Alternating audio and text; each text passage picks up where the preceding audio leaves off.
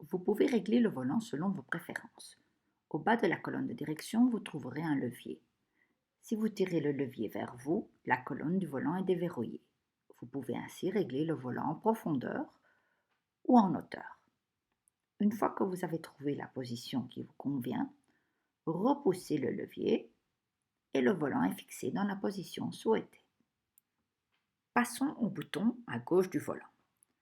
Grâce aux commandes flèche à gauche, flèche à droite au volant, les systèmes d'aide à la conduite s'affichent sur l'écran du conducteur. Vous voyez le limiteur de vitesse, le cruise control ou régulateur de vitesse, éventuellement avec vitesse adaptative, et le pilot assist. Si nous voulons activer le limiteur de vitesse dans notre exemple, nous appuyons sur le bouton du milieu. Le limiteur de vitesse est activé dans notre exemple à 30 km à l'heure, vous le voyez dans l'écran.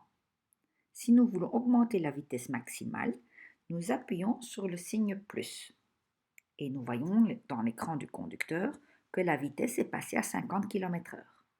La diminution de la vitesse se fait en appuyant sur le bouton avec le signe moins. Sur la droite, vous verrez deux autres boutons utilisés avec le système de vitesse adaptative, permettant de réduire et d'augmenter la distance par rapport à la voiture qui vous précède. Réduire, augmenter. Ils peuvent aussi être utilisés avec le Pilot Assist, l'assistance du conducteur. Les boutons de droite du volant vous permettent d'actionner l'écran du conducteur.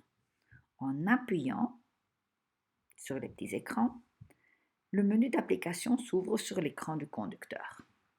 Le menu d'application de l'écran du conducteur se compose de l'ordinateur de bord, du lecteur multimédia, le téléphone et le système de navigation. Vous pouvez naviguer dans ces applications en utilisant les flèches de gauche et de droite. Je fais une démonstration. Téléphone, média, retour à droite, téléphone, navigation. Les fonctions de l'application peuvent être parcourues en appuyant sur les flèches vers le haut et vers le bas.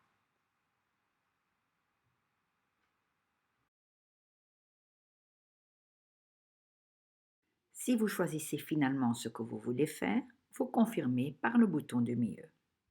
Le système de navigation ici sera donc appliqué comme vous l'avez demandé.